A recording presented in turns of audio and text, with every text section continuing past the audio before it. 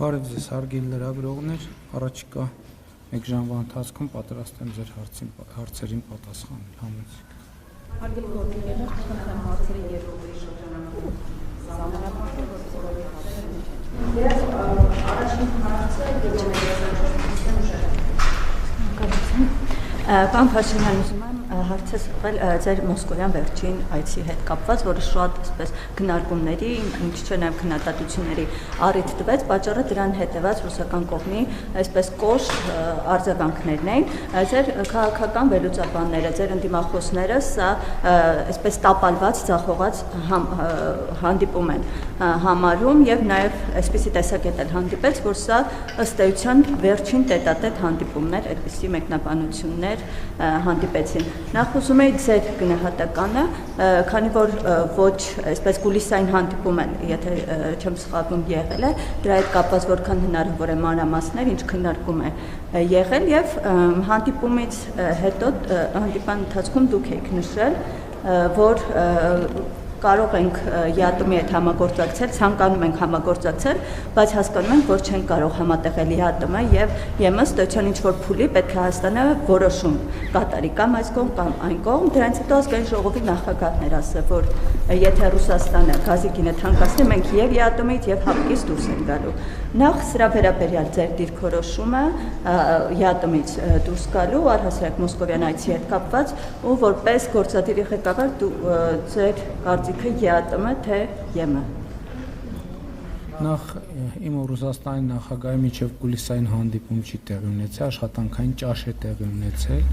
եւ մենք ինչպես միշտ ճաշել ենք, զրուցել ենք բարեկամաբար եւ ես ինչպես ասել եմ, այցը շատ հաջող եմ գնահատում,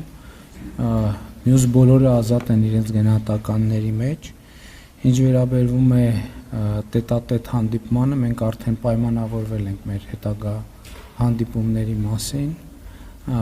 եւ մեր միջոցառումների մասին, բարձր մակարդակով հանդիպում ենք պայմանավորվել, այդ թվում հունիսի երկրորդ կեսին,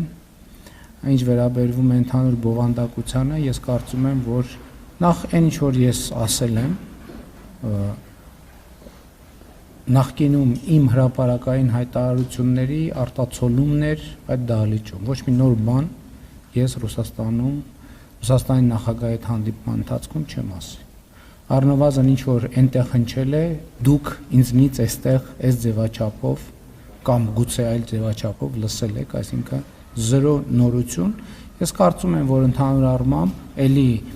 հղում անելով նախկինում իմ առած հայտարարություններին, ներկայումս Հայաստան-Ռուսաստան հարաբերությունները գտնվում են կառուցողական տրանսֆորմացիայի փուլում եւ ես այդ process-ը գնահատում եմ դրական եւ մենք մեր սկզբունքը շարունակապար պահելու ենք, մենք երկխոսության բարեկամական երկխոսության տրամաբանությունից դուրս չենք գալու եւ շարունակելու ենք այդ ճանապարհով։ Ինչ վերաբերվում է իմ կարծիքին, իմ կարծիքը այն է, ինչ որ ես Ռուսաստանի Դաշնության նախագահի հետ հանդիպման ժամանակ ասել եմ, ինչ որ ասել եմ այստեղ ձեզ բոլորիդ, քանի դեռ կա հնարավորություն համատեղել այն քաղաքականությունները, որոնք մենք վարում ենք ԵԱՏՄ եւ Եվրոպական միության ուղղությամբ, մենք այդ քաղաքականությունները կհամատեղենք։ Երբ կգա անհամատեղելիության պահը, մենք կկայացնենք ժողովրդի հետ որոշումներ։ Քանի դեռ այդ պահը չի եկել, ես որևէ լրացուցիչ բան ասելու անհրաժեշտություն չեմ տեսնում։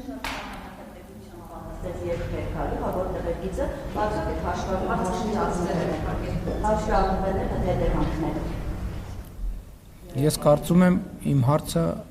պատասխանը ամբողջական էր։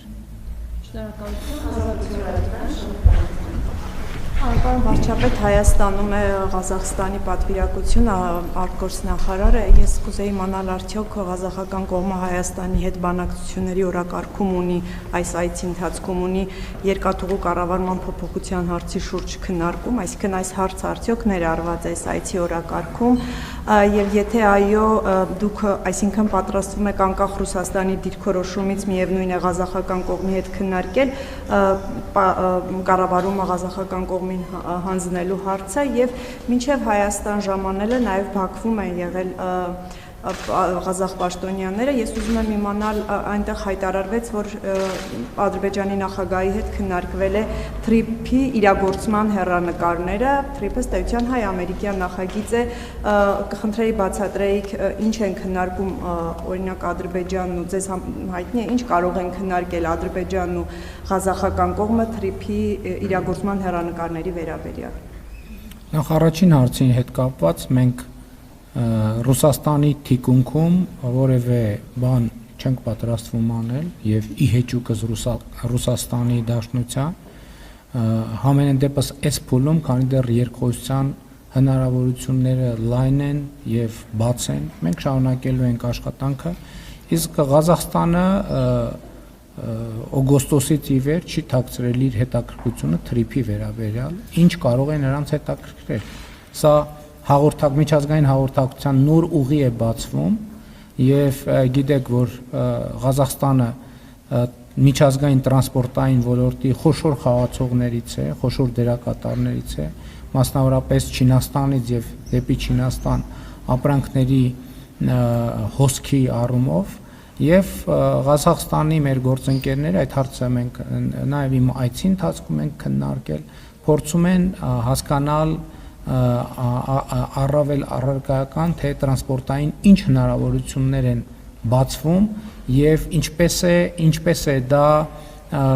անդրադառնալու եւ ինչ նոր հնարավորություններ են բացվում իրենց համար եւ այս թեմայով Ղազախստանը միակ երկիրը չի ակնհայտորեն որ հետաքրքրված է բազմաթիվ երկրներ հետաքրքրված են եւ մենք այսինքն հրապարակային process է գնում եւ մենք չենք պատրաստվում բնականաբար թաքցնել մեր գործընկերներից եւ բնականաբար մենք այդ թվում Ղազախստանին պիտի հրավիրենք պատրաստ լինել Հայաստանով անցնող տարանցիկ ուղիները օգտագործել իրենց արտահանումների, ներկրումների եւ իրենց կողմից մատուցվող տրանսպորտային ծառայությունների շղթայի մեջ դիտելու համար որովհետև տրանսպորտի ոլորտի եթե այդպես ասենք բիզնեսը, որը մասնավոր է, բայց իհարկե պետությունը նաև որոշակի դեր ունի, ինքը չի կարող առանձին վերցրած կտորով լինել, որովհետև այո, շատ լավ, երկրի մի հատվածից վերցրվեց, տարվեց մյուս սահման, բայց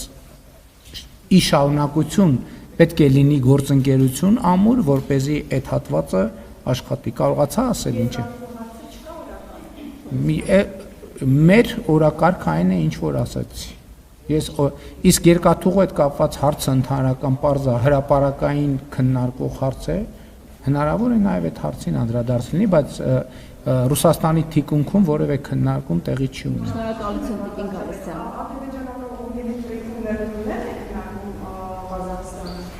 Ոչ ադրբեջանական կողմի հետ ես ասեցի որ տրանսպորտը որևէ երկիր իր մի սահմանից ապրանքը վերցնում է տանում է մյուս սահման, չէ՞, այսինքն Չինաստանից վերցնում է, ենթադրենք տանում հասցնում է Ադրբեջան։ Իրան հարկավոր է հասկանալ Ադրբեջանը ոնց կարա շարունակվի, ինչ տարբերակներ կան, եւ պարզա որ թրիփը որպես հնարավորություն, որտեղ Ադրբեջանի ճանապարհը այսօր էլ կա, Ադրբեջան, Ադրբեջանից Վրաստան, Վրաստանից Կարս Ախալքալակով կամ Փոթի կամ Բաթումի, ասենք այդ ճանապարհները կան։ Հիմա մարդիկ ուզում են հասկանալ թրիփ նախագիծը ինչ հնարավորություններ է բացվելու, որպեսզի իրանք էլ իրենց հաճախորդներին առաջարկեն տարբերակներ, այստեղով անցման, այնտեղով անցման, նույնը վերաբերվում է Ադրբեջանին, նույնը վերաբերվում է Հայաստանին, որովհետև թրիփ նախագիծ, եթե թրիփ նախագիծը շատ լավ Հայաստանի A սահմանային կետից ապրանքը մտավ, հասավ B սահմանային կետ, բա ոնց է շարունակվելու։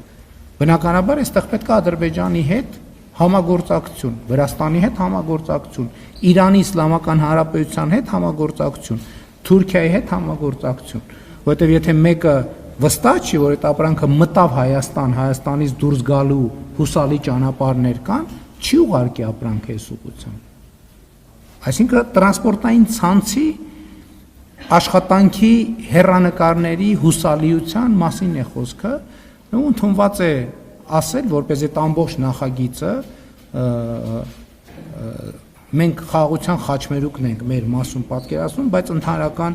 դա մեծ հաշվով միջին միջանցքի մասին է, խոսքը կամ տրանս-կասպյան միջանցք են անվանում նաև, այսինքն այդպիսի բազմաթիվ նախագծեր կան։ Այսինքն պոտենցիալ օգտագործողները պիտի գան տեղում հասկանան, այս խոսակցությունը որ Հայաստանում կներեք, նույնիսկ Հայաստանում կան, չէ՞ մարդիկ, որ ասում են հա դե թուղթա գրած այլի, հա դա իրականություն չի դառնալու եւ կասկած հայտնողներ, այդ մարդիկ էլ առավել եւս խոշոր